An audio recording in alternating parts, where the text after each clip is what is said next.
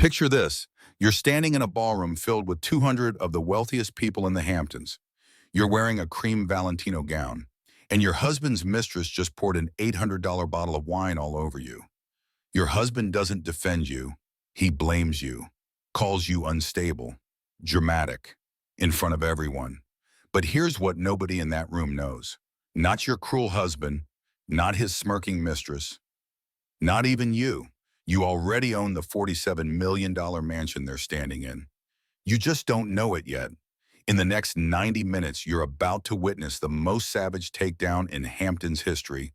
A dime billionaire, a secret pregnancy, a slap heard round the world, and a woman who discovers that the power to change everything was in her hands all along. This is the true story of how one humiliating moment became the beginning of the most satisfying revenge you'll ever hear. A story about finding your strength when the world tells you you're powerless, about protecting what matters most, and about the man who told a broken woman how to fight back. Stay with me through every twist, every betrayal, every moment of justice, because I promise you, this ending is worth it. And if you love stories where the underdog finally wins, hit that like button now. You're going to want to remember this one. The sound came first, a splash like water hitting marble, then a woman's voice dripping with contempt. That's what you get for existing, you pathetic little mouse. Gasps erupted. Someone screamed. And then a man's voice, cold and dismissive. Sarah, Jesus Christ, stop being so dramatic. The phone camera shook as it captured the scene. A woman in a cream gown stood frozen, red wine spreading across the fabric like blood. The liquid dripped onto white marble floors while 200 guests watched in horror. The view counter in the corner climbed steadily. 500,000, 1 million, 2 million. Comments scrolled past faster than anyone could read them. Who pours wine on someone like that? Preston Mitchell is garbage. Wait, is she pregnant? Her hand went to her stomach. Someone help her! The video cut to black. Then news anchors appeared on split screens. A viral video from a Hamptons charity gala has ignited a national conversation about infidelity, wealth, and justice, a CNN anchor announced. But what happened after the cameras stopped rolling may be even more shocking. The screen showed an aerial view of a massive white colonial mansion on the Southampton waterfront, 40 acres of manicured lawns, a circular driveway packed with luxury cars. Text appeared over the image. The Ashford Estate, Southampton, New York, valued at $47 million. Another line of text. But who really owns it? The title card appeared 6 hours earlier. Sarah Mitchell sat on the bathroom floor of her small Brooklyn apartment, staring at the third positive pregnancy test she had taken that week. Her hands shook as she set it down next to the others. She picked up her phone, pulled up Preston's contact, then stopped. What would she even say? The flashbacks came unbidden. Her wedding day 5 years ago. Preston on his phone during their vows, barely looking at her. Preston introducing her at his company party. This is Sarah, she does interior stuff. Preston asking why she always made everything so difficult. Preston coming home at midnight, smelling of perfume that wasn't hers. Sarah opened her eyes and looked at the photo on her nightstand. Her mother smiled back at her, taken 2 months before the cancer took her. 2 years gone, and the grief still felt fresh some mornings. Her calendar hung on the wall next to the mirror. Today's date was circled in red, Memorial Day Gala, written in her careful handwriting. Below it, in pencil, barely visible, 12 weeks. Her phone buzzed, a text from Preston. Don't embarrass me tonight. Wear the Valentino I sent, and smile for once. Sarah closed her eyes and touched her stomach. She whispered to the baby that didn't know it existed yet. My mom always said marry for love, not money. I did. I married Preston when he was just an analyst making $90,000 a year, before his dad brought him into the family business. Back when he looked at me like I was his whole world. She stood up slowly, catching her reflection in the mirror. That was 5 years ago. Feels like 50. The phone rang. Melissa's name flashed on the screen. Sarah answered on speaker. Please tell me you're not still going to that party, Melissa said without preamble. Charles invited me personally. He's always been kind to me. Charles is dying, babe, and Preston's already planning how to spend the inheritance. Sarah walked to her closet and pulled out the dress. Oh. Cream Valentino, tag still attached. $8,500 according to the price tag. She looked closer and her stomach dropped. Rent the runway. Return by June 2nd. Preston had told her he bought it for her. Another small lie. Another tiny cut. Sarah, you still there? Melissa's voice pulled her back. I have to tell Preston about the baby. Maybe it'll change things. Melissa was quiet for a long moment. When she spoke again, her voice was gentle but firm. Honey, men like Preston don't change. They just get better lawyers. I have to try. For this baby, every child deserves a father who wants them. Does Preston want anything that's not about Preston? Sarah's voice broke. I'll be fine. It's just one night. I'm coming with you. I don't trust him. I'm your +1 and your attorney. If that son of a bitch tries anything, I'm documenting everything. After they hung up, Sarah touched her stomach again. I don't know what I'm doing, but I'll protect you. I promise. Another text arrived, this one from Charles Ashford. Sarah, looking forward to seeing you tonight. We need to talk. Important. Charles. Sarah stared at the message. Charles had always been kind to her, treating her with more warmth than his own son ever had. But important felt ominous. A third text came through. Preston again. Dad's been asking about you. Just agree with whatever he says and don't make it weird.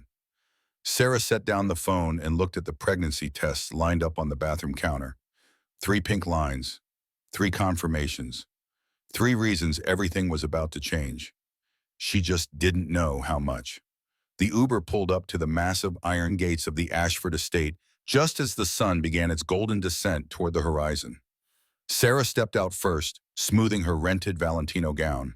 Melissa emerged behind her, already eyeing everything with the practiced suspicion of a divorce attorney who had seen too many ugly endings. A security guard approached with a clipboard. Name? Sarah Mitchell, +1. The guard checked his list, then looked up with a warmer expression. Mrs. Mitchell, of course. Welcome home. Sarah blinked. I don't live here. Mr. Ashford asked me to tell you he'd like to see you in the study before the event begins. Melissa leaned close and whispered, That's weird, right? The gate swung open, revealing the estate in its full glory. White columns rose 3 stories high. The circular driveway was already packed with cars that cost more than most people's houses. A Bentley Continental, a Tesla Model X, a Porsche Taycan. Valets in crisp uniforms moved between them with practiced efficiency. Women glided past in Chanel and Carolina Herrera, their jewelry catching the light. Men stood in clusters, wearing Tom Ford and Brioni suits, holding crystal glasses of champagne. A 12-piece orchestra played Vivaldi on the terrace. Ice sculptures shaped like swans flanked the entrance. A passing guest noticed them staring. Last year's Memorial Day Gala raised $4.2 million for children's hospitals, the woman said cheerfully. Charles Ashford doesn't do anything small. Melissa muttered under her breath, Jesus, how much is this party costing? Sarah didn't answer. She was looking at the house, trying to remember the last time she had been here. Preston's birthday, maybe 6 months ago. He had barely spoken to her that night either.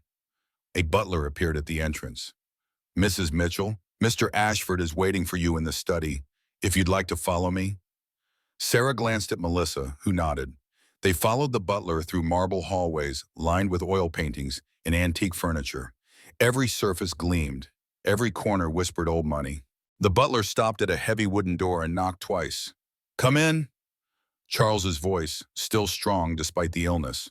The door opened to reveal a wood-paneled study filled with floor-to-ceiling law books. A massive mahogany desk dominated the center, and behind it sat Charles Ashford. He looked thinner than the last time Sarah had seen him. His face was drawn, his skin pale, but his eyes were sharp and clear as he gestured to the chair across from him. Sarah, close the door. Sarah obeyed, her heart hammering. Melissa stayed by the door, giving them space but watching carefully. Charles, is everything okay?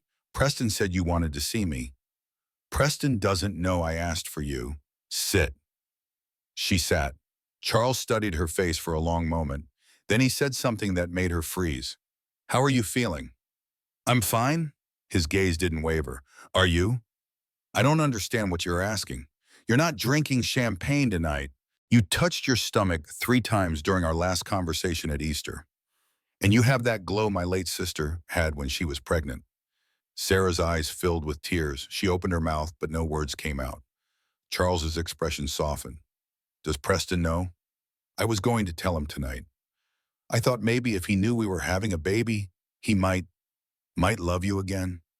The tears spilled over. Sarah tried to wipe them away, but they kept coming. Charles stood slowly, came around the desk, and pulled her into an embrace. It was the first genuine affection she had received in months, and it broke something open inside her. I need to tell you something, Charles said quietly. I'm dying. Pancreatic cancer. Stage 4. 6 months. Maybe 8 if I'm lucky. Sarah pulled back, shocked. Oh my God, Charles. Preston knows. I told him 3 months ago.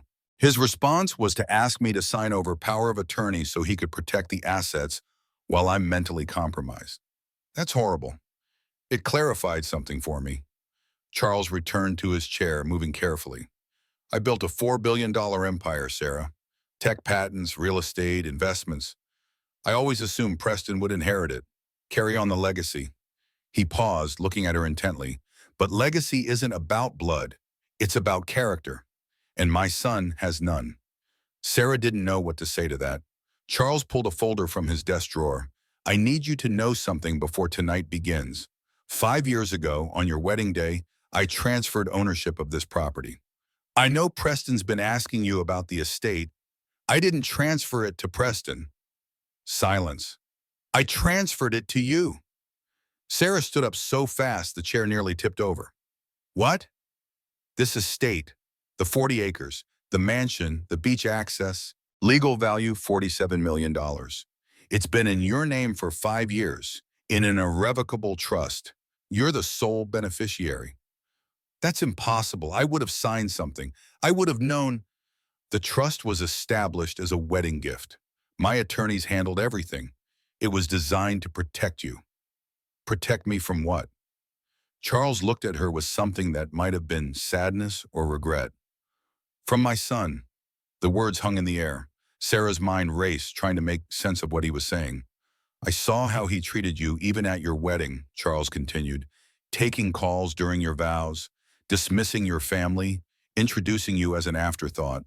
I knew if I gave him this property, he'd use it as leverage, as control. So I gave it to you instead. Insurance. Why didn't you tell me? Because I didn't want you to feel obligated. I wanted you to stay with Preston if he deserved you. I gave him 5 years to prove himself. Charles coughed, a deep rattling sound that made Sarah flinch. He failed. Charles, this is too much. I can't accept. Tonight, Preston is going to humiliate you. I don't know how yet, but I know my son. He's been distant, cruel, spending money on someone else. I can feel it. Sarah's voice dropped to a whisper. Her name is Amber. I've known for 6 months. Charles's eyes flashed with anger. Is she here? Tonight? Preston said she's his colleague, but yes, I think so. Then tonight you'll have to make a choice. Endure it silently, like you've been doing, or use the power I'm giving you. He handed her the folder. Inside were legal documents with her name on every page. Deeds, titles, trust agreements. This is your home, Sarah. Not his, not mine, yours. Remember that. A knock at the door interrupted them. Before Charles could respond, Preston walked in. Dad, there you are. Guests are asking for you. He noticed Sarah and his expression hardened. Oh, Sarah, what are you doing in here? I invited her, Charles said calmly. The party's outside, Sarah. Go mingle. Sarah found a small voice. Your father wanted to speak with me. Preston turned to Charles. About what? Estate matters. Nothing that concerns you. Preston forced a laugh. Everything about the estate concerns me, Dad. I'm your heir. Charles met his son's eyes. Are you? The tension in the room thickened. Preston's jaw clenched. He grabbed Sarah's arm. Let's go. You're making this awkward. Remove your hand from her. Immediately. Charles's voice wasn't loud, but it carried the weight of absolute authority. Preston released Sarah as if she had burned him. Go back to your party, Preston. Sarah will join when she's ready. Preston looked between them, his face reddening. Then he leaned close to Sarah and whispered low enough that only she could hear. We're going to talk about this later. He left, slamming the door behind him. Charles waited until the footsteps faded. That's what I mean. Control, ownership. He doesn't see you as a partner. He sees you as a possession. Sarah was shaking. I should go. The baby, the stress isn't good. I know, but hear me. Tonight, when he shows you who he really is, believe him, and use the power you have. Sarah clutched the folder to her chest and nodded, even though she didn't fully understand what Charles was asking of her. Not yet, but she would. The ballroom was everything money could buy and taste could refine. Crystal chandeliers reflected light across marble floors, so polished they looked like mirrors. The orchestra played something classical and expensive sounding. Waiters in white gloves circulated with trays of champagne and caviar.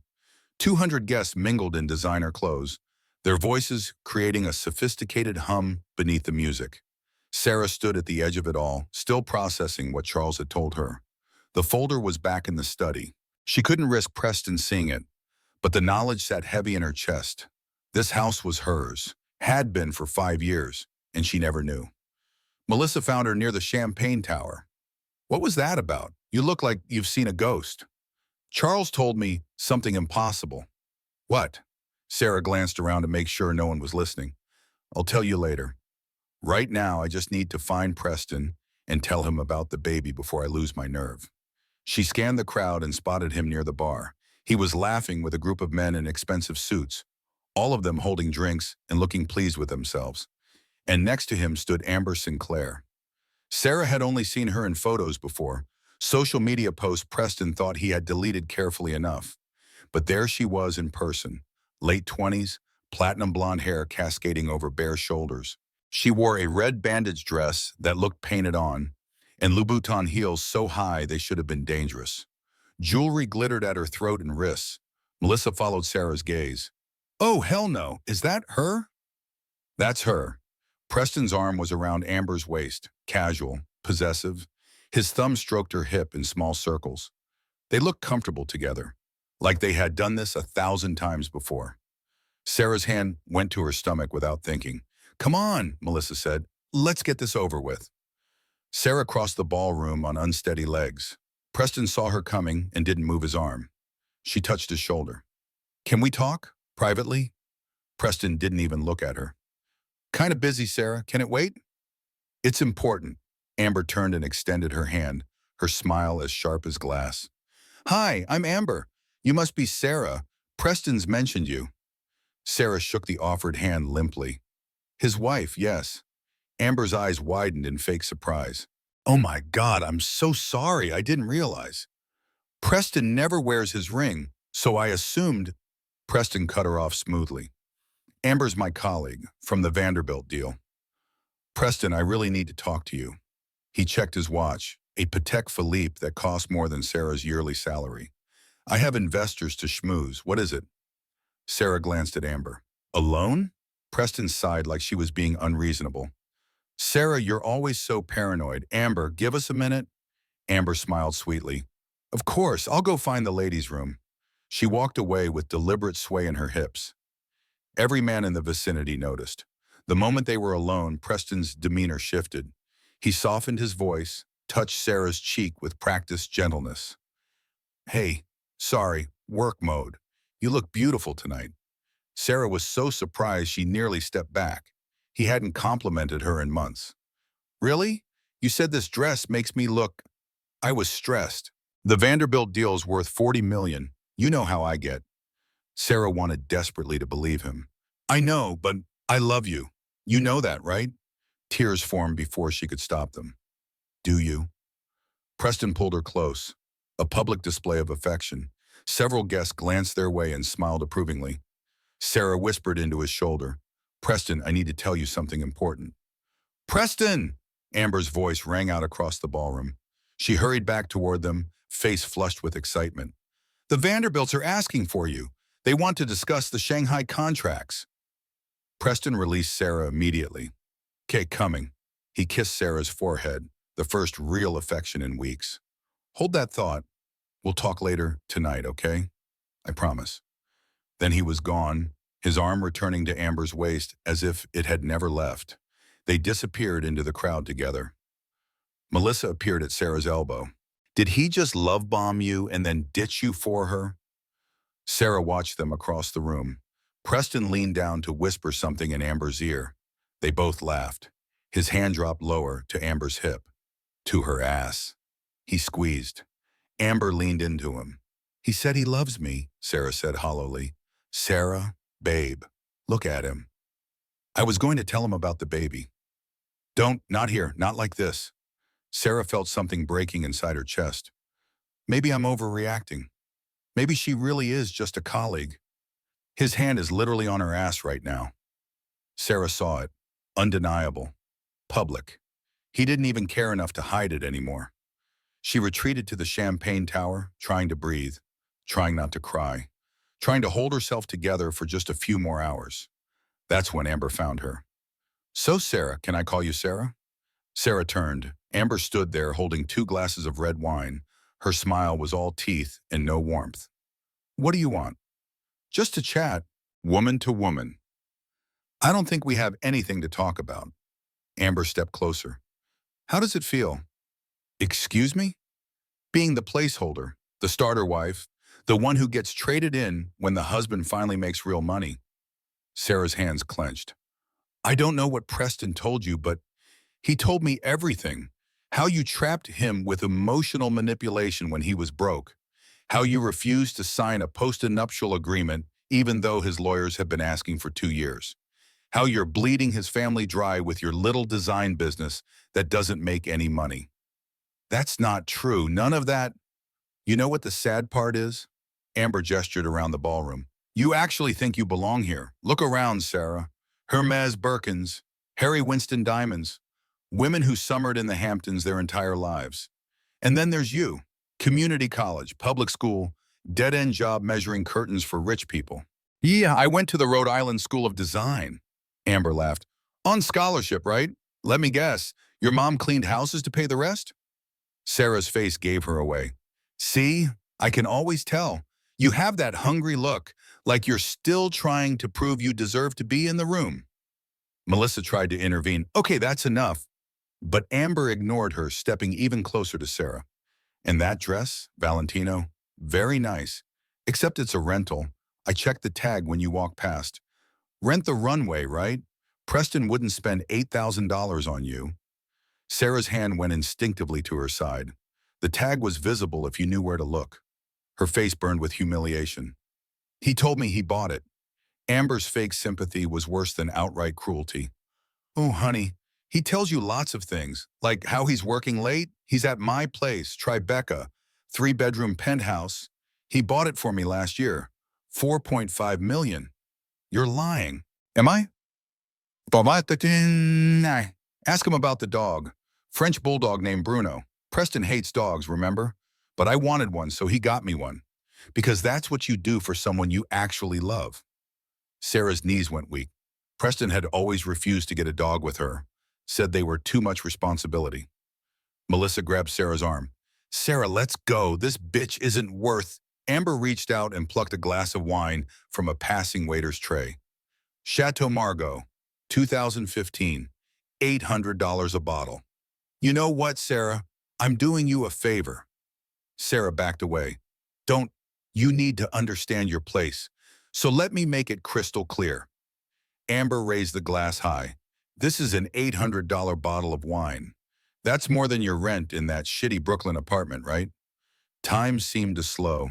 Sarah watched the glass tilt, watched the dark red liquid begin to pour, watched it arc through the air in a perfect stream. The wine hit her chest and spread instantly, soaking through the cream Valentino-like blood. Cold and wet and humiliating. Gasps erupted around them. The orchestra hit a wrong note and stopped. 200 guests turned as one. Phones came up. At least 30 people started recording. Wine dripped onto the marble floor. Sarah stood frozen, trembling, unable to move or speak or think. Amber's voice rang out, loud enough for everyone to hear. There, now you look like you belong. covered in something expensive that someone else paid for. The ballroom fell into shocked silence. And somewhere in that silence, someone whispered, "Where's Charles? Someone needs to get Charles." Preston rushed over, his face a mask of concern that Sarah might have believed if she hadn't just watched his hand on Amber's ass minutes before. "What the hell, Amber?" Amber's transformation was instant. Her smirk vanished, replaced by wide-eyed innocence. She pressed a hand to her chest. "She lunged at me. I was defending myself." Preston turned on Sarah, and that's when she knew for certain. He believed Amber, or he wanted to believe her, or he didn't care about the truth at all. "Jesus Christ, Sarah, what did you say to her?" Sarah couldn't form words. The wine was cold against her skin, seeping through the expensive rental dress. Her hands shook. The entire room watched her fall apart. "I said nothing. She just, you're always starting drama. This is exactly why I can't take you anywhere." Melissa pushed through the crowd, her phone already out. "Are you kidding me right now? Your mistress just assaulted your wife and you're blaming her?" Preston's face reddened. "Mistress? Amber's my colleague. Sarah's just paranoid because I'm what, Preston?" Sarah found her voice finally. It came out stronger than she expected. Preston lowered his voice, but the room was so quiet everyone heard him anyway. "Unstable. Your therapist said you have anxiety issues. I went to grief counseling after my mother died. And you've been different ever since. Emotional, irrational, making scenes at family events." A woman nearby whispered to her husband, "Did he just gaslight her in public?" Another guest muttered, "Where's Charles? Someone needs to tell Charles." Jordan Klein, a tech journalist Sarah vaguely recognized from Preston's work events, was already typing furiously on his phone. The hashtag appeared seconds later. "Ashford scandal." Melissa had her phone to her ear. "Yes, I need to report an assault. 485 Meadow Lane, Southampton. A woman just threw wine on another woman at a private event. Yes, I have video. Multiple witnesses." Amber's face went pale. "You can't call the cops on me. Do you know who I am?" "Yeah, Melissa said coldly. "You're about to be arrested." Vivian Ashford, Preston's mother, materialized from the crowd. She was 65 and dressed in Chanel, every silver hair in place. Her face a practiced mask of concern. "Everyone calm down. This is a misunderstanding. Sarah, dear, why don't you go clean up? I didn't do anything wrong." Sarah's voice was still shaking, but she didn't back down. "Of course not. But you're making a scene and the guests are uncomfortable." "She's making a scene?" Melissa's voice could have cut glass. "Amber just committed battery in front of 200 people. Vivian turned to the security staff hovering nearby. "Escort Mrs. Mitchell to the guest house. Quietly." "She's not going anywhere," Melissa snapped. That's when the ballroom doors opened. Charles Ashford appeared in the doorway. The effect was immediate and absolute. Conversations stopped mid-sentence. Waiters froze with trays balanced on their hands. The orchestra conductor lowered his baton. Every eye in the room turned to the old man with the cane, moving slowly but with undeniable command. His voice, when he spoke, carried to every corner of the silent ballroom. "What is happening in my home?" The crowd parted like water as he walked through. He moved directly to Sarah, his face unreadable. He looked at her wine-soaked dress, the tears streaming down her face, her trembling hands. "Sarah, are you hurt?" She could barely speak. "I'm sorry, Charles. I didn't mean to cause trouble." "Answer the question. Are you physically harmed?" "No, who did this?" No one spoke. Charles's voice rose, filling the massive room with the force of his anger. "I asked a question. Who did this?" Amber stepped forward, her confidence returning. She had charmed powerful men before. She could charm this dying old man. "Mr. Ashford, I'm so sorry for the disruption. I'm Amber Sinclair, Preston's colleague from the Vanderbilt deal. It was an accident. She bumped into me and the glass just slipped." "That's a lie." Melissa held up her phone. "I have video from 6 different angles showing you deliberately pouring wine on her." Charles turned to Melissa. "Who are you?" "Melissa Harper, Sarah's attorney and friend." "Her attorney is here?" "I came as her +1. Good thing, too." Charles studied Melissa for a moment, then seemed to approve. He turned to Preston, who stood next to Amber looking increasingly uncomfortable. You invited this woman to my home? Dad, Amber is important to the Vanderbilt deal. I don't give a damn about the Vanderbilt deal. Did you invite her? Yes, but is she your mistress? Gasps rippled through the crowd. Preston's face went from red to white. Dad, this isn't the time. Answer me, son. Is this woman your mistress? Preston's jaw worked. Sarah and I have been having problems. That's not an answer, Amber tried to interrupt. Mr. Ashford, Preston and I have a very special relationship. Charles held up one hand. I wasn't speaking to you. He turned back to Preston, and his voice dropped to something cold and deadly.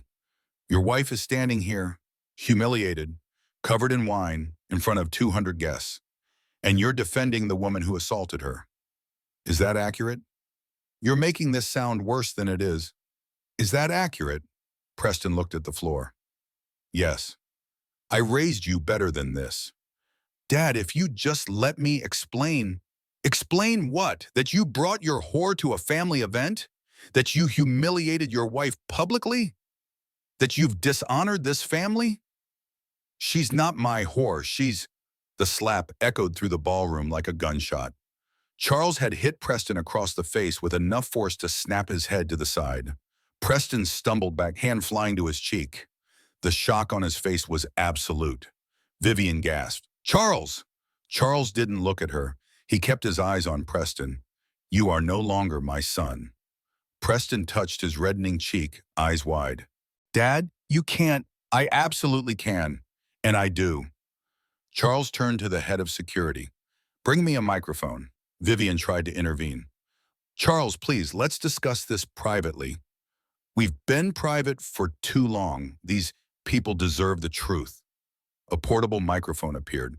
Charles's voice, amplified now, commanded absolute attention. Ladies and gentlemen, I apologize for the disruption, but what you've witnessed tonight requires immediate address. 200 phones were recording. The live stream viewers were climbing by the second. This moment would be replayed millions of times before the night was over. For those who don't know me, I'm Charles Ashford. I built Ashford Technologies from a two-person startup in 1983 to a company worth $4.2 billion.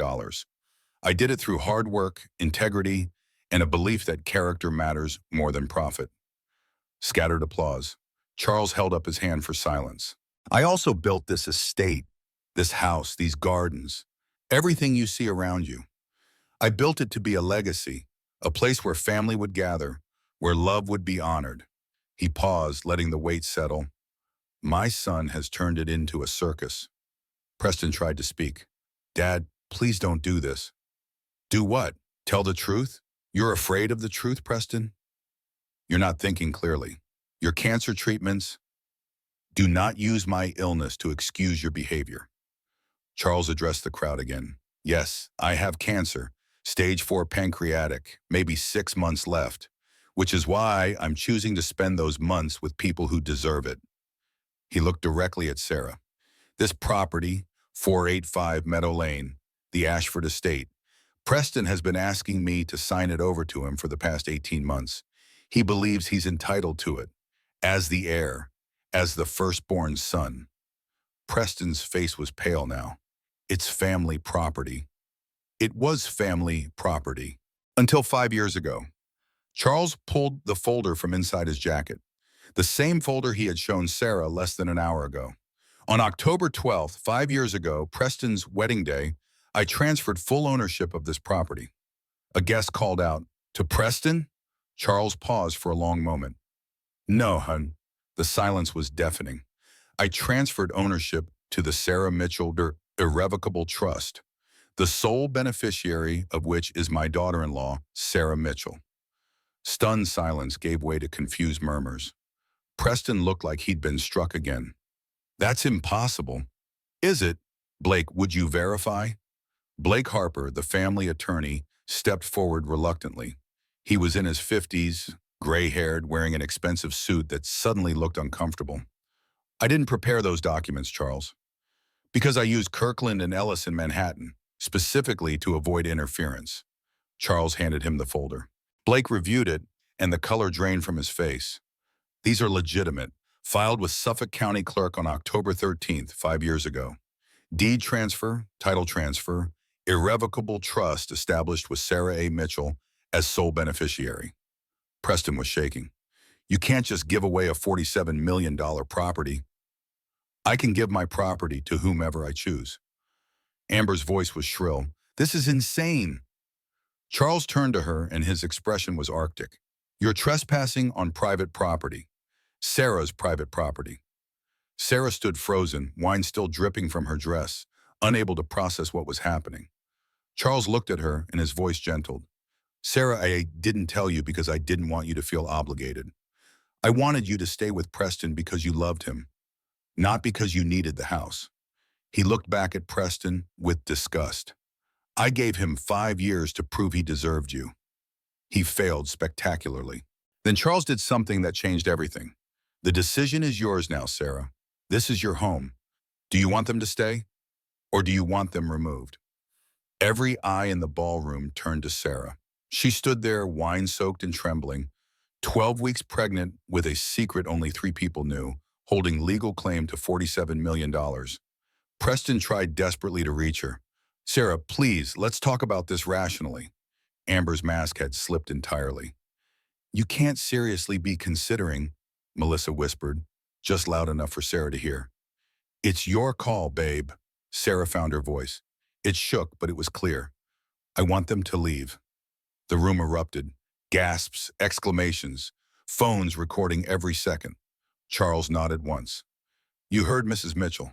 Security, please escort Mr. Preston Mitchell and Ms. Amber Sinclair off the property. They are no longer welcome. Preston lunged forward. Dad, you can't do this. I'm not doing anything. Sarah is. This is her home. I'm just a guest. Amber turned on Preston, her voice rising to a shriek that carried across the ballroom. You said this would work. You said your father would never give her anything. You promised me once you got the house we could...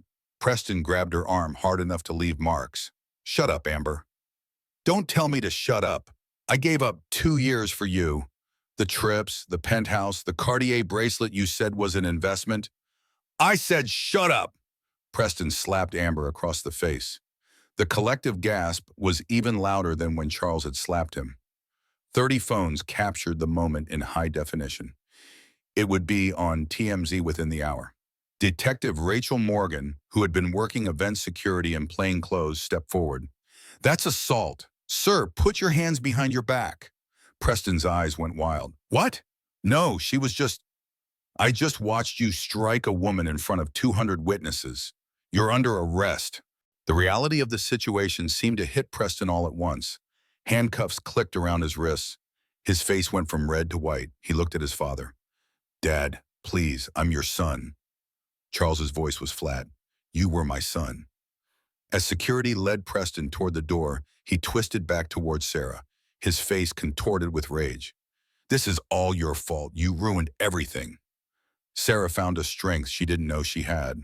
Her voice carried across the silent room. No, Preston, you did that yourself. Amber was being questioned separately by Detective Morgan. Her makeup ran down her face in black streaks. Ma'am, are you pressing charges for the assault?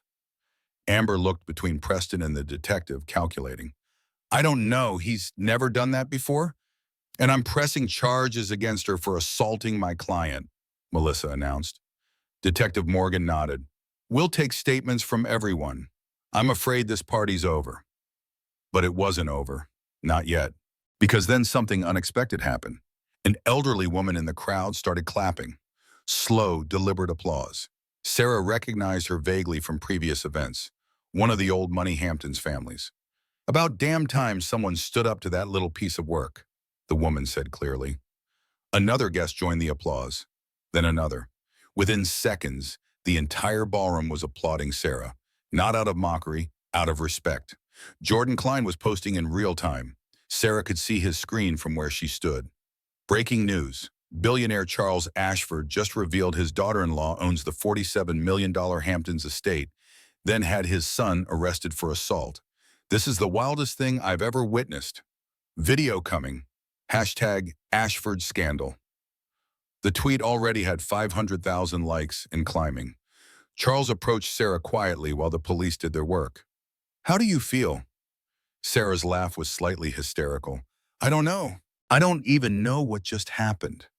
You took back your power. Come with me. We need to talk privately." Melissa stayed close. "I'm coming too." Of course. They retreated to the study while the ballroom slowly emptied. Guests filed out, still recording, still posting, still talking. The story was already going viral. By morning, it would be national news. In the study, Sarah paced, her breathing rapid and shallow. The wine had dried stiff against her skin. She felt sticky and cold and completely overwhelmed. "Breathe, babe, just breathe," Melissa said. "I can't. This is too much. I can't breathe." Sarah collapsed into a chair, clutching her stomach. The movement made both Melissa and Charles freeze. "Sarah?" Charles's voice was sharp with concern. The words tumbled out before she could stop them. "I'm pregnant." Silence.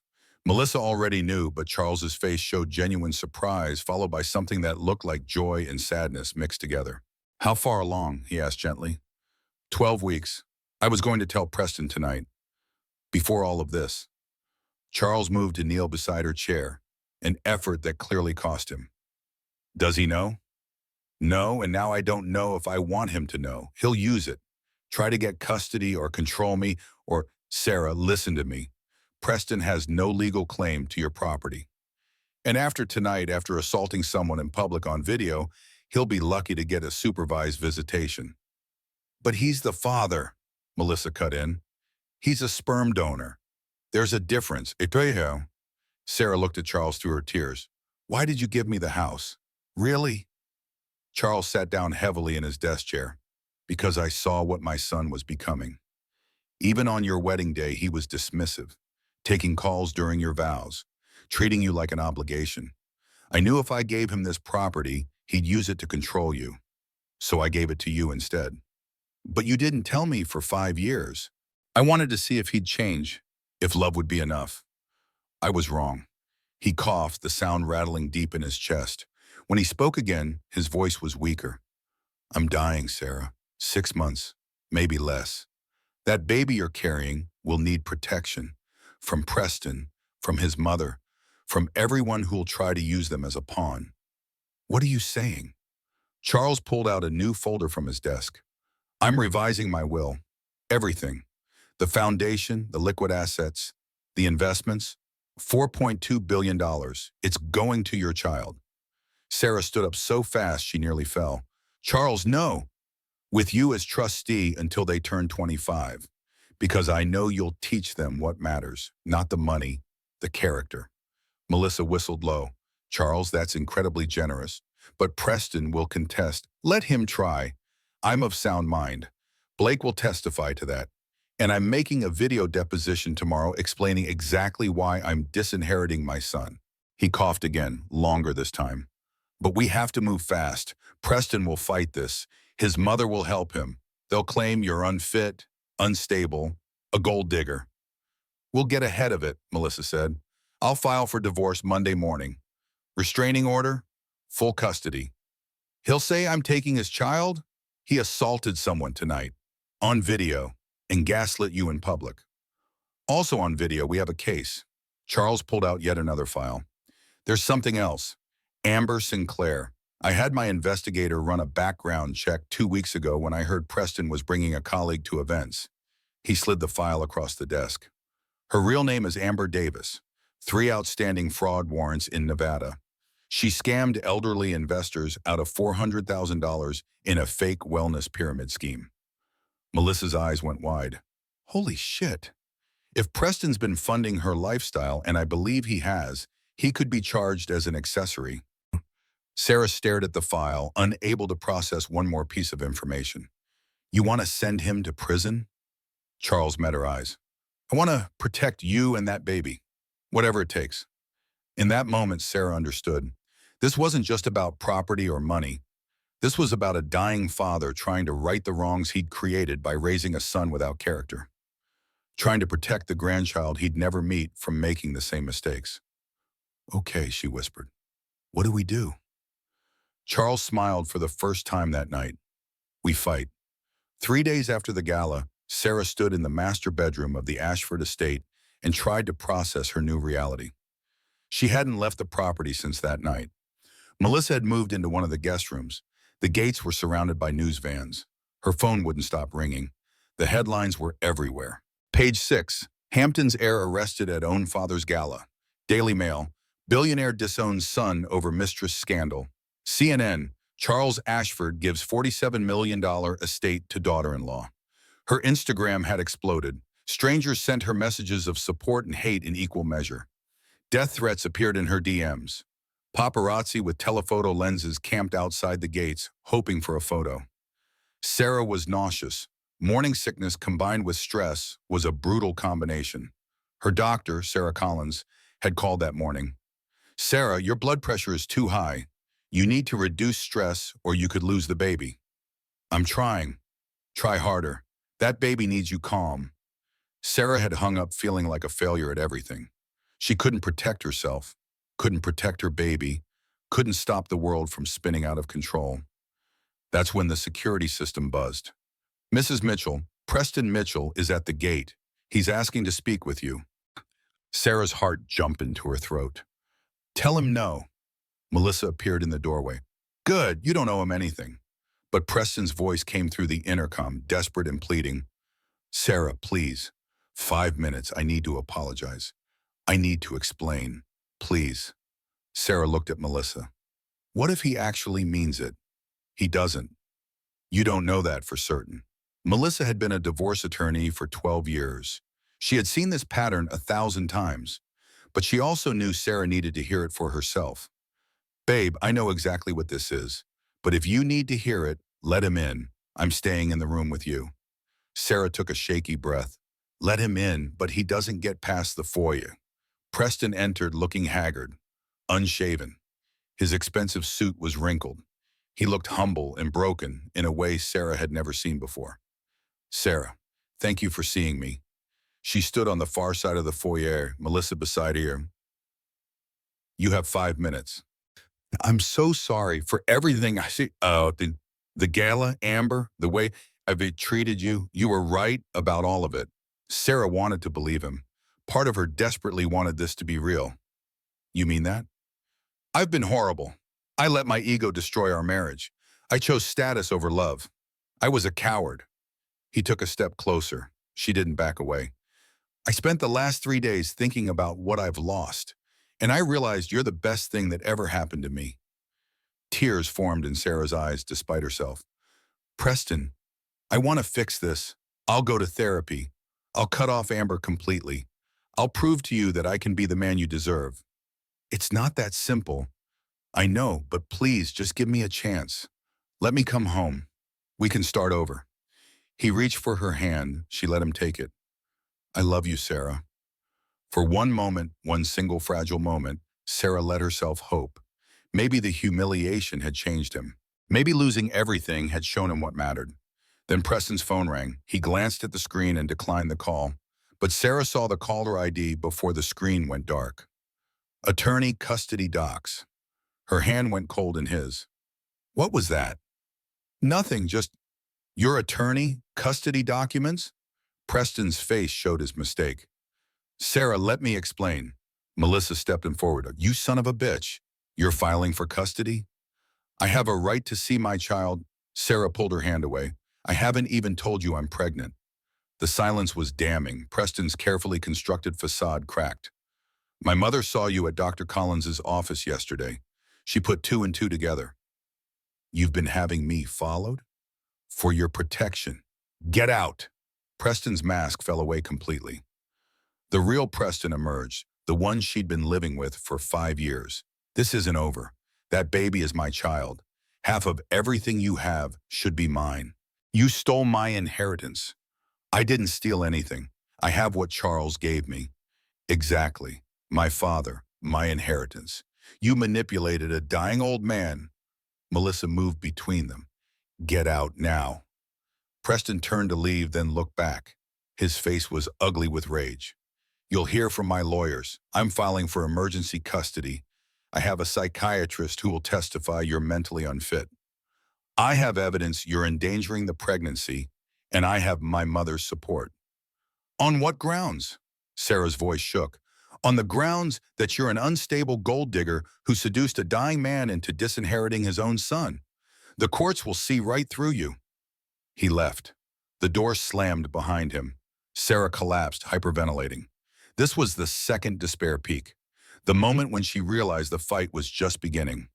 2 hours later, Vivian Ashford arrived. She swept through the foyer in Chanel, her silver hair perfectly styled, her face a mask of controlled fury. We need to talk. Woman to woman. Sarah was still shaking from Preston's visit. I have nothing to say to you. You will when you hear what I'm offering. Melissa tried to intervene. She's not interested in... Vivian pulled out a checkbook. Actual paper, like something from another era. $10 million, right now. Sign away all custody rights to the baby, leave Preston alone, and disappear. Sarah stared at her. You're trying to buy my child? I'm trying to save an Ashford heir from being raised by you. Get out of my house. Vivian's smile was cold. Your house, for now. But when Preston contests Charles's mental capacity, and believe me, he will, all of this goes away. Melissa stepped forward. Charles was examined by 3 separate physicians. Charles was on morphine when he made those transfers. Documented. His oncologist will testify he wasn't of sound mind. That's a lie. Mama says is that a dying man gives away $50 million to his son's wife days before a major family event?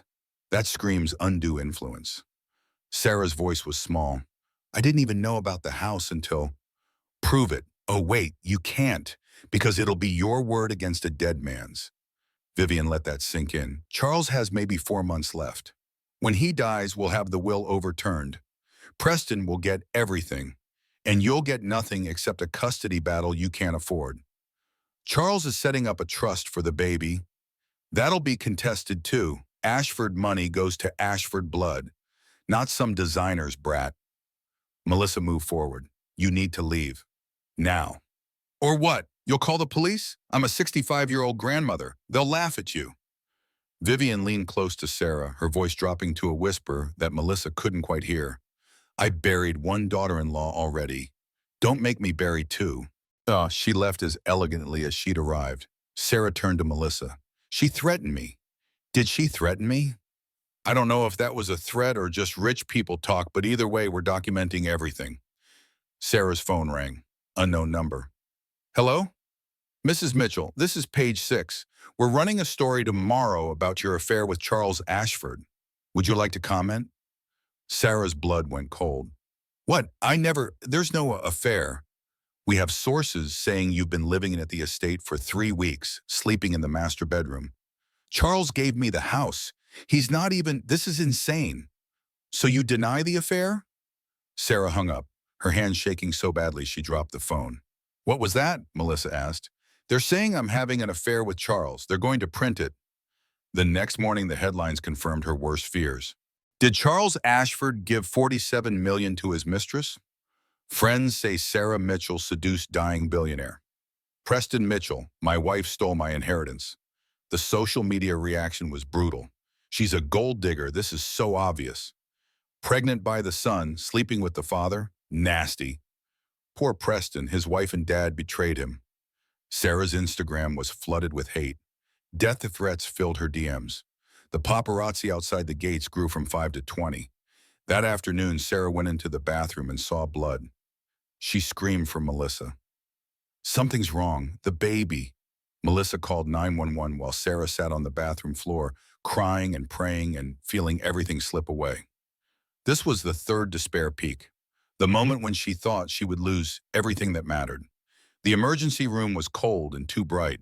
Sarah lay on the examination table while Dr. Collins moved the ultrasound wand across her stomach.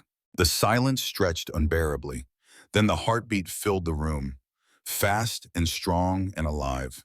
Sarah sobbed with relief. Dr. Collins's face was stern. Sarah, you're having a threatened miscarriage. The baby's heartbeat is there, but it's weak. You need complete bed rest, no stress. I can't. They're destroying me, the news, Preston's lawyers. If you don't rest, you will lose this baby. Is that what you want? No, of course not. Then you need to choose. Fight them or save your child. The words hit Sarah like a physical blow. She couldn't do both. She couldn't protect herself and protect the baby. She had to choose. That's when Charles appeared in the doorway. He was in a wheelchair now, oxygen tank beside him. He looked thinner than he had 3 days ago. The cancer was eating him alive. Everyone out. I need to speak with Sarah alone. Dr. Collins hesitated. Mr. Ashford, she needs rest. I'll make it quick. The room cleared. Charles wheeled himself close to the bed and took Sarah's hand.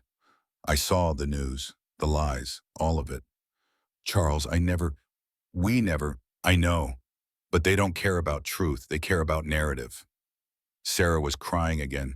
I can't fight them anymore. I'm going to lose the baby. Maybe I should just give them what they want. Take the 10 million and disappear. No, Charles's voice was sharp. You listen to me. I didn't give you that house so you could surrender it. I gave it to you so you'd have power. What power? They're going to take everything. They're going to prove you weren't in your right mind. Not if I finish what I started. He pulled out a document from the bag attached to his wheelchair. Tomorrow I'm holding a press conference. At the estate, I'm going to tell the truth. About Preston, about why I transferred the deed, about their lies. You're too sick. I'm dying anyway. Might as well go out fighting. He coughed violently. Blood flecked his lips. He wiped it away impatiently. I'm going to announce that I've revised my will. Everything, the foundation, the assets, goes to your baby, with ironclad trusts they can't break. Preston will destroy you. He already has, but he won't destroy you, or that child. Charles pulled out another document. This is my video deposition, made yesterday while I was still coherent, explaining everything. If I die before the press conference, Blake will release it. Charles, please don't. I'm not asking permission. I'm telling you to fight. Use the power I gave you. Be the mother that baby deserves. The next day, the front lawn of the Ashford estate was packed with media.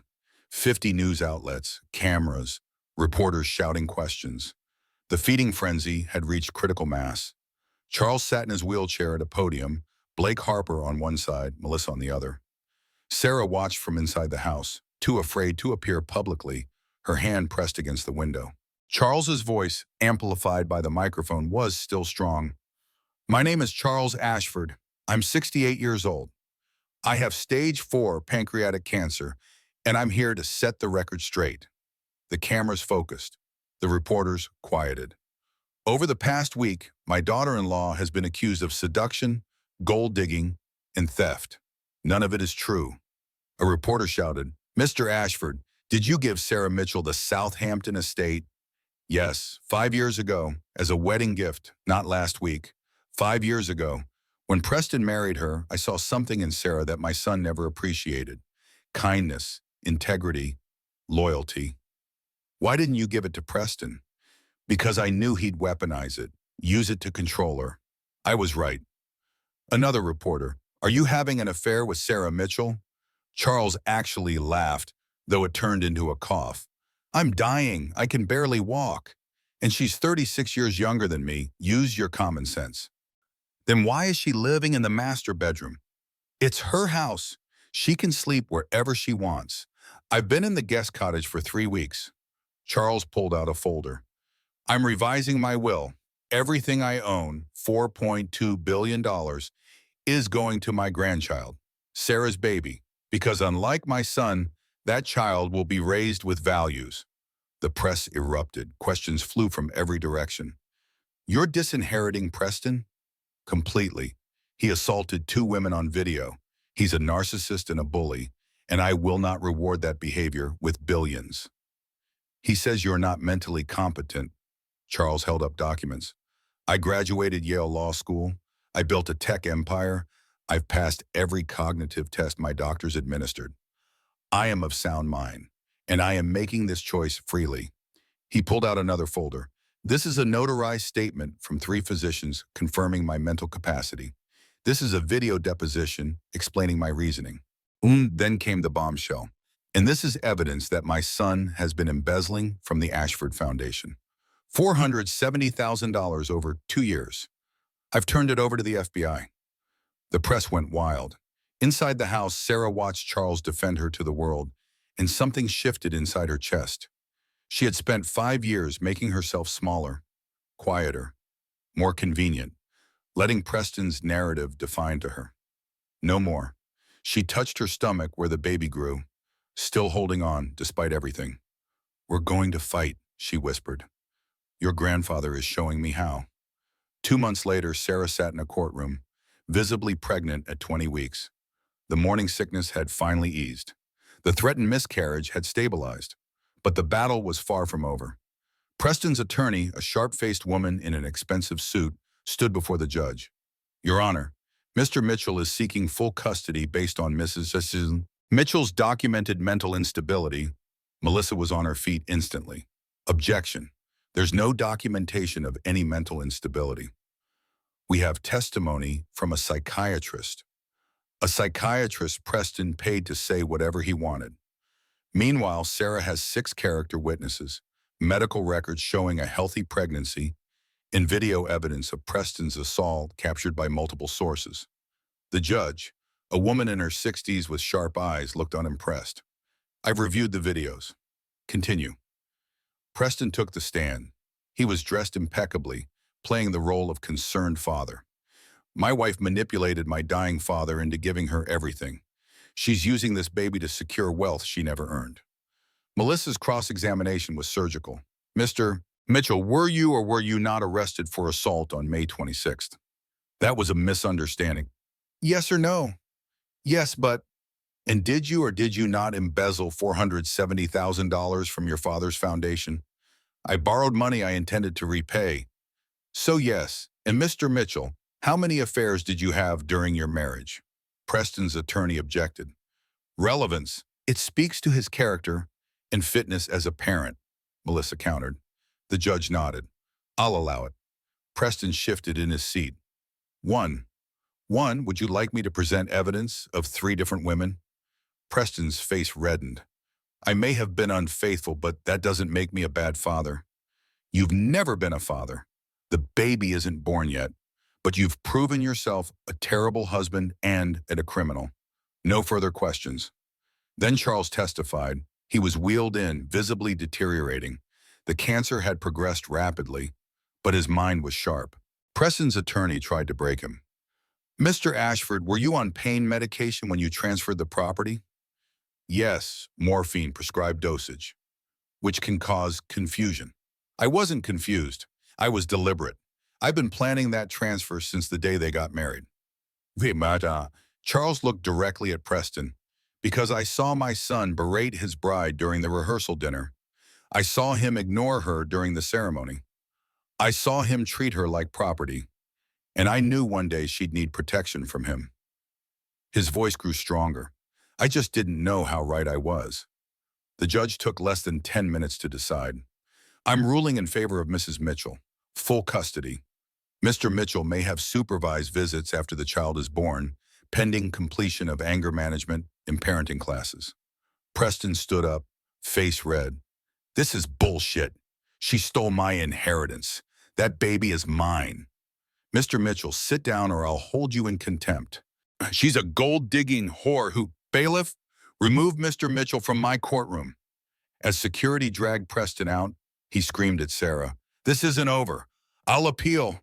I'll destroy you." Sarah sat quietly, hands on her growing belly, and felt nothing but relief.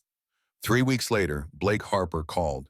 "Sarah, you need to come to the hospital. It's Charles. He's asking for you." Sarah drove herself, Melissa beside her. They found Charles in hospice care, barely conscious. The room smelled of antiseptic and something else, something Sarah recognized from her mother's final days. The smell of dying. She took his hand. "I'm here, Charles." His eyes opened slowly. "Did we win?" "We won. Full custody." A weak smile. "Good. The baby?" "Strong, healthy. It's a girl." "A girl." His smile widened slightly. "Perfect." His breathing was labored. Each word cost him. "What will you name her?" Sarah's tear fell freely. "Charlotte. After you." "Charlotte. Beautiful. He squeezed her hand with what little strength remained. Promise me you'll teach her what I couldn't teach Preston. What's that? That love is more important than legacy. I promise. And Sarah? Yes? You were the best thing that ever happened to this family. The heart monitor's beep became a steady tone. Charles Ashford died holding Sarah's hand at 6:42 in the evening on August 3rd. 6 months later, Sarah gave birth to Charlotte Grace Mitchell at 2:17 in the morning. 7 pounds, 3 ounces. Perfect. Melissa was there, crying happy tears. She's beautiful. Sarah held her daughter and looked into eyes that reminded her of Charles. She has his eyes. Blake Harper arrived hours later with an envelope. I'm sorry to interrupt, but Charles left instructions. I was to give you this the day Charlotte was born. Sarah opened the letter with one hand, Charlotte sleeping against her chest. The handwriting was shaky, but unmistakably Charles's. Dear Sarah, if you're reading this, I've died and Charlotte has been born. 2 endings, 1 beginning. By now you know that everything, the foundation, the assets, the properties, belong to your daughter, $4.2 billion. It's an absurd amount of money. Use it wisely. But more importantly, teach Charlotte that wealth without character is worthless. Teach her to be kind, to fight for what's right, to protect those who can't protect themselves. You've already shown her all of that by being her mother. The house, your house, I hope you fill it with love, with laughter, with everything I failed to give Preston. You were the daughter I never had. Charlotte will be the granddaughter I never deserved but hoped for anyway. Thank you for fighting. Thank you for staying. Thank you for being exactly who you are. Love always, Charles. Sarah cried until she couldn't cry anymore, holding her daughter and the letter from a man who had saved them both. 5 years later, Charlotte was 5 years old when she first asked about the portrait. It hung in the main hall of the estate, massive and imposing. Charles Ashford in his prime, sharp-eyed and commanding, before the cancer had taken him. Mommy, who's that man? Sarah knelt beside her daughter.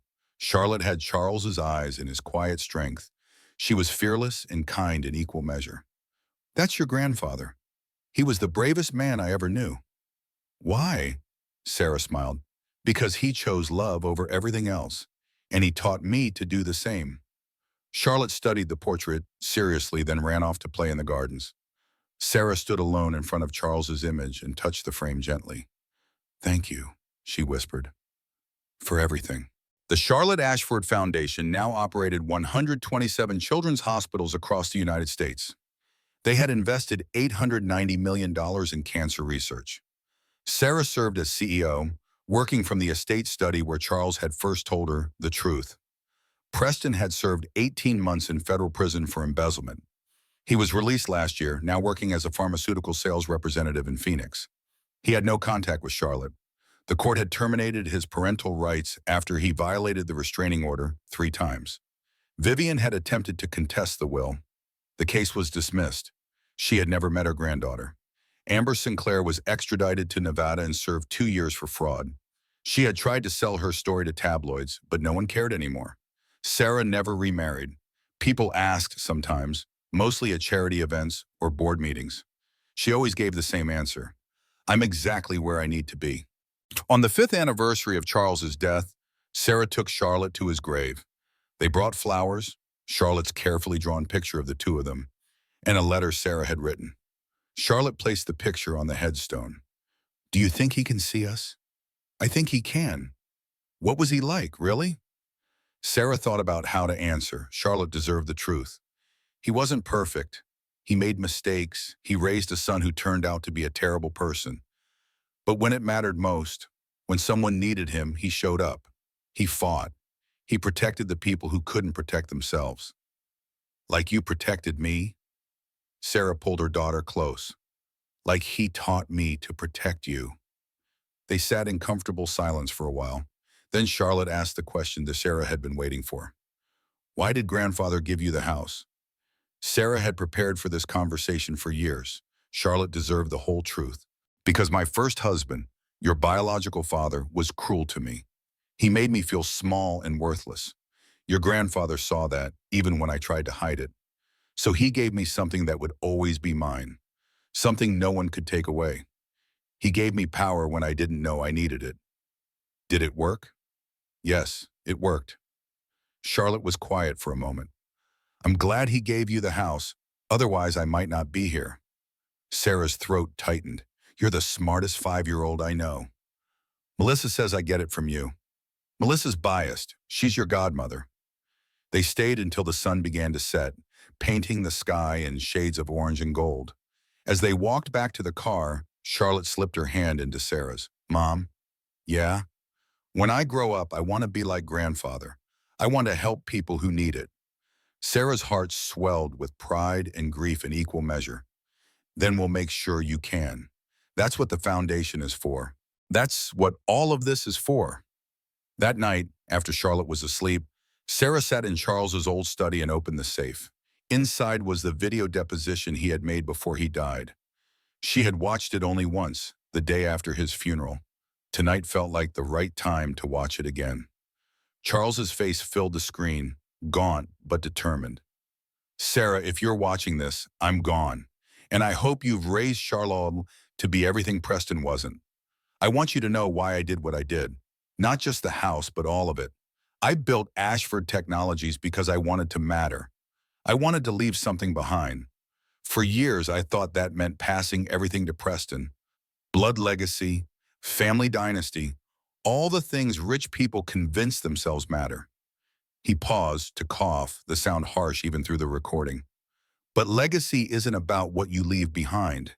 It's about who you leave behind, the kind of people they become, the choices they make.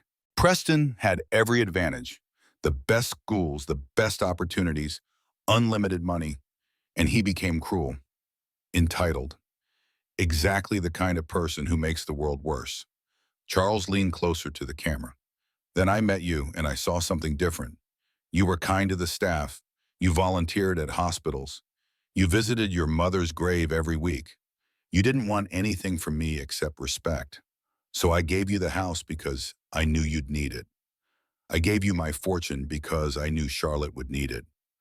But most importantly, I gave you my trust because I knew you'd earned it. His eyes were wet. Teach Charlotte that wealth is a responsibility, not a privilege. Teach her that character matters more than money. Teach her to fight for people who can't fight for themselves. And most importantly, teach her that love, real love, is about protection, not possession. He smiled, and for a moment he looked younger. You saved my life, Sarah. Not literally, but you gave my death meaning. You showed me what legacy really is. It's not buildings or money or family names. It's the difference you make in someone's life when they need you most. Thank you for letting me make that difference for you and Charlotte. Thank you for being strong enough to accept help when you needed it. And thank you for being the daughter I should have raised instead of the son I did. The video ended. Sarah sat in the darkness of the study, tears streaming down her face, and whispered to the empty room. We're doing it, Charles. Charlotte is everything you hoped she'd be, and I'm trying every day to be worthy of what you gave us. When Charlotte turned 10, Sarah decided it was time to tell her the whole story. They sat together in the garden where Charlotte had played as a child, now old enough to understand complexity and nuance. You know the basics, Sarah began. Your grandfather gave me the house. Your biological father was cruel. We went to court and won custody. But there's more to it than that. Charlotte listened with the serious attention she brought to everything important. Sarah told her about the wine-soaked dress, about Preston's gaslighting in front of 200 people, about Amber's cruelty and Vivian's threats, about Charles's slap heard round the ballroom, about the pregnancy that nearly ended in miscarriage because of stress. You were fighting for both of us, Charlotte said quietly. I was, but I didn't know how to fight until your grandfather showed me.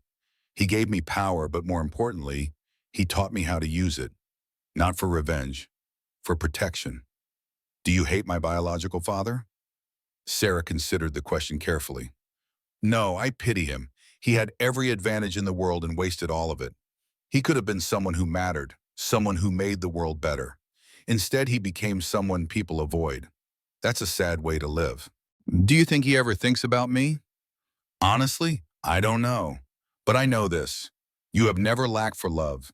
You have me, you have Melissa, You have the memory of your grandfather, and you have a foundation named after you that helps thousands of children every year.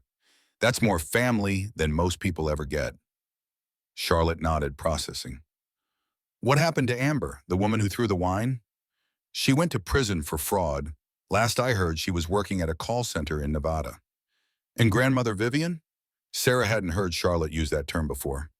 She's your grandmother by blood, but she's never tried to meet you. She sends a Christmas card every year with no return address. That's the extent of her involvement. Do you think she regrets it? I think she regrets losing access to you and the foundation money. I'm not sure she regrets her choices. Some people never do. They sat in silence for a while, watching the sun move across the gardens. Finally, Charlotte asked the question Sarah had known was coming. Do you wish grandfather had lived to meet me? Every single day. He would have loved you so much, Charlotte. He would have been so proud of who you're becoming. Tell me something about him that not many people know. Sarah smiled. He loved old movies, black and white films from the 1940s and 50s. He said they reminded him that good storytelling doesn't need special effects, just real emotion. We watched them together sometimes, in the months before he died. He'd explain the historical context, the acting techniques, why certain scenes mattered. What was his favorite? It's a Wonderful Life. He said it reminded him that the most important thing in life is the impact you have on others. That stuck with me. Charlotte stood up and offered her hand to Sarah. Come on, let's go watch it. They spent that evening curled up together in the screening room, watching George Bailey discover the value of his existence, and Sarah saw Charles in every frame. The message he'd tried to teach her, the legacy he'd left behind. The next morning, Charlotte asked if she could visit Charles's grave alone. Sarah hesitated but agreed. Charlotte was responsible, and the cemetery was private and safe. When Charlotte returned an hour later, her eyes were red from crying. What did you tell him? Sarah asked gently. I told him thank you for protecting you when you needed it, for making sure I could exist, for teaching you how to be brave. Sarah pulled her daughter close. He'd be so happy to know you said that. I also told him I'd take care of the foundation when I'm old enough. I'd make sure his name meant something good, that people would remember him for helping others, not just for being rich. Sarah's tears fell freely. That's exactly what he would have wanted. On Charlotte's 18th birthday, Sarah took her to the lawyer's office where Blake Harper, now in his 70s but still sharp, explained the trust. Charlotte, when you turn 25, you'll gain full control of the Ashford fortune, approximately $5.8 billion, including growth from investments. Until then, your mother serves as trustee, but today we need to discuss what you want to do with it. Charlotte had been preparing for this conversation for years. She pulled out a folder, her own folder, carefully organized. I want to expand the children's hospitals to every state. I want to triple the cancer research funding. I want to establish scholarships for students from low-income backgrounds who want to study medicine or social work. And I want to create a domestic violence shelter network with resources for women who need to escape dangerous situations. Blake looked at Sarah with barely concealed pride. She really is Charles's granddaughter. In all the ways that matter, Sarah agreed. Charlotte graduated summa cum laude from Yale with a degree in public health. She spent 2 years working directly in the foundation's hospitals, not as the heiress, but as a volunteer coordinator. She wanted to understand the work from the ground up. On her 25th birthday, she took full control of the foundation. Her first act was to rename the main conference room the Charles Ashford Memorial Wing. Her second was to establish the Sarah Mitchell Fellowship for women rebuilding their lives after leaving abusive relationships. For the woman who taught me that accepting help isn't weakness, she said at the dedication ceremony, it's wisdom. Sarah cried through the entire speech. When Sarah turned 60, Charlotte threw a party at the estate. The same ballroom where wine had been thrown 30 years ago, now filled with people who loved them. Melissa, now 70 and finally retired from law. Blake Harper, 90 and still giving advice. The staff who had stayed with them for decades. The foundation board members. The families whose children had been helped by their hospitals. Charlotte stood to give a toast. 30 years ago in this room, my grandfather made a choice. He chose character over blood. He chose protection over possession. He chose my mother when his own son had rejected her. And in doing so, he saved two lives, mine and hers. The room was silent, listening. My mother has spent 30 years teaching me what grandfather taught her, that wealth is responsibility, that love is action, that legacy is measured in the people you protect and the difference you make. Tonight, I want to announce something. Charlotte pulled out a document. I'm establishing the Charles and Sarah Ashford Endowment, $1 billion dedicated to continuing their work long after I'm gone. Because legacy isn't about what we build. It's about what we leave behind that continues to help others. The room erupted in applause. Sarah stood to embrace her daughter, tears streaming down her face. Later, when the party had quieted and guests had filtered out, Sarah and Charlotte stood together in front of Charles's portrait. Do you think he knows? Charlotte asked. Everything we've built? I think he does, and I think he's proud. I wish I could have met him. In a way, you have. Every time you make a choice that helps someone who can't help themselves, you're meeting him. Every time you choose kindness over cruelty, protection over possession, you're knowing him. He lives in the choices we make. Charlotte linked her arm through Sarah's. Tell me again, the whole story, from the beginning. So Sarah did. She told her about the bathroom floor in Brooklyn with 3 positive pregnancy tests, about the rental dress and the lies, about Amber's cruelty and Preston's gaslighting, about Charles's slap that echoed through history, about the ownership revelation that changed everything. She told her about the pregnancy that nearly ended in miscarriage, about Vivian's threats and the media's lies, about Charles's press conference and his video deposition, about the court battle and the custody victory. She told her about Charles's death, holding his hand as he took his last breath, about the letter he'd left for Charlotte's birth, about the 5 years of building something that mattered. And she told her about love, real love, the kind that protects instead of possesses, the kind that empowers instead of diminishes, the kind that Charles had shown her and she had shown Charlotte. When she finished, Charlotte was crying. What an incredible story. It's your story too. You're part of it, the best part. They stood together in the ballroom that had witnessed so much pain and transformation, and Sarah felt the weight of 3 decades settle into something like peace. The wine stain was long gone, professionally cleaned from marble that still gleamed. The guests who had witnessed that night had moved on with their lives, but the video still circulated. 47 million views and counting. The top comment, pinned for years, read, "I was at that party. What happened after this video changed my entire life. Sarah Mitchell is a hero. Charles Ashford was a legend, and Preston can rot. Justice isn't always fast, but it's always worth the fight." Sarah had read that comment 1,000 times over the years. Tonight it hit different. Mom? Charlotte's voice pulled her back to the present. Yeah? When I have children someday, I'm going to tell them this story about their great-grandfather who chose love over legacy, about their grandmother who found her strength when she needed it most, about how our family wasn't built on blood or money, but on choices. Sarah pulled her daughter close. That's the legacy that matters, not the money, not the houses, the choices we make when someone needs us. They walked through the mansion together, turning off lights, checking locks, preparing for bed. The same routine Sarah had done for 30 years, but it never got old. This was home, not because of the 40 acres or the oceanfront property or the $47 million valuation, because it was where she had found her power, where she had protected her daughter, where Charles's memory lived in every corner and every choice. In the master bedroom, Sarah looked out at the ocean, the same view she had seen on that first terrible night, wine-soaked and humiliated and pregnant with a secret. She thought about Preston sometimes, though not often. She had heard he remarried, divorced again, moved from city to city, chasing opportunities that never materialized.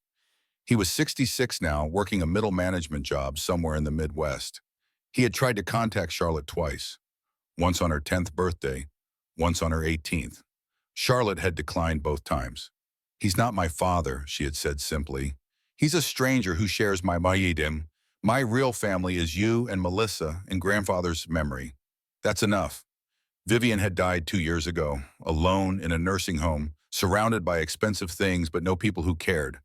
She had left her estate to a cat sanctuary. perhaps her one decent choice. Amber had tried to write a tell-all book. No publisher would touch it. The last Sarah heard, she was managing a yoga studio in Reno. All of them had faded into irrelevance. Not because Sarah had destroyed them, but because they had destroyed themselves. Character Charles had taught her always reveals itself eventually. On the 30th anniversary of Charles's death, Sarah and Charlotte held a memorial at his grave. They invited everyone whose lives he had touched. Former employees, foundation board members, families whose children had been treated at Charlotte Ashford hospitals, people who had received scholarships in his name. Hundreds came. Charlotte spoke first, her voice strong and clear. I never met my grandfather. He died before I was born, but I've known him my entire life through his choices, through the protection he gave my mother when she needed it most, through the foundation that bears my name but carries his values, through every hospital bed, every research grant, every scholarship, every life changed for the better. She paused, looking at the headstone. Grandfather taught my mother that legacy isn't what you leave behind. It's who you leave behind and what they choose to do with what you've given them. Today, 30 years after his death, his legacy lives in 127 hospitals, in thousands of children who receive care they otherwise couldn't afford, in hundreds of researchers working to cure cancer, in women who found safety when they needed to escape danger. Charlotte's voice broke slightly, but most of all, his legacy lives in my mother, who took the power he gave her and used it not for revenge, but for protection. Not for herself, but for others. That's the kind of legacy that lasts forever. Sarah stood next, unable to speak for a long moment. When she finally found her voice, it was steady. Charles Ashford saved my life twice. Once when he gave me the house, though I didn't know it yet, and once when he showed me how to use the power I had. He taught me that accepting help isn't weakness, that fighting back isn't cruelty, that protecting yourself and your child is the most important thing you can do. She looked out at the crowd. I was 32 years old, pregnant, humiliated, and convinced I deserved everything my husband had done to me. Charles looked at me and saw someone worth protecting, someone worth fighting for, someone who could become strong if given the chance. Tears streamed down her face. He was right, and I spent the last 30 years proving him right. Not just for me, for Charlotte, for every woman who's ever felt powerless in the face of cruelty, for everyone who needs to know that one person believing in you can change everything. She placed her hand on the headstone. Thank you, Charles, for seeing me when I couldn't see myself, for protecting me when I didn't know I needed protection, for giving me a daughter who will carry your legacy into the future, for teaching me that love isn't possession, it's freedom. That night, Sarah sat in the study one final time with Charles's video deposition. She had watched it hundreds of times over the years, but tonight felt different. Final somehow. Charles's recorded face filled the screen. Sarah, if you're watching this, I'm gone. Sarah smiled through her tears. Yes, you are, but you are still here too. I want you to know why I did what I did. I know now. It took me years to fully understand, but I know. Legacy isn't about what you leave behind. It's about who you leave behind. You left us, Charles, me and Charlotte, and we've spent 30 years making sure your legacy was everything it should have been.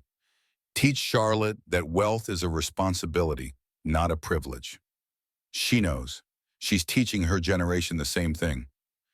Thank you for letting me make a difference in your life. Sarah reached out and touched the screen.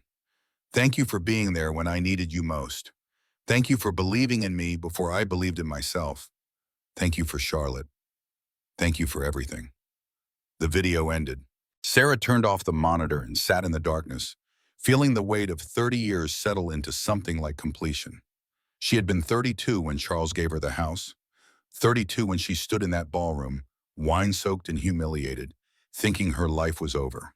She was 62 now. Charlotte was 30. The foundation had helped hundreds of thousands of people.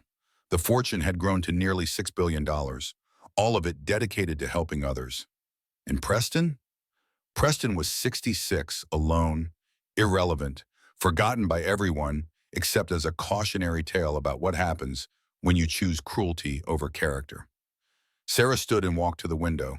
The ocean stretched out endlessly under the moonlight.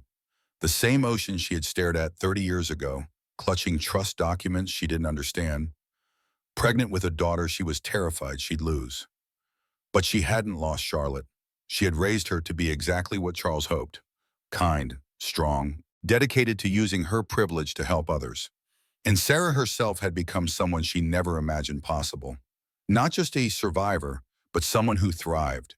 Someone who built something that mattered. Someone who transformed humiliation into power, pain into purpose, fear into strength.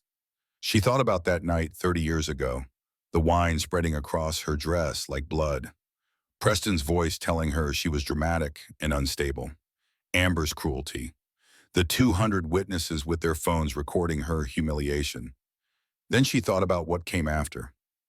Charles's slap, the ownership revelation, the "I want them to leave" and the applause that followed.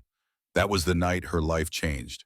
Not because of money or property, but because one person believed in her enough to give her power when she needed it most. And she had spent 30 years honoring that gift. Sarah opened the window and breathed in the salt air. "We did it, Charles," she whispered to the night. "Charlotte and I, we took what you gave us and made it matter.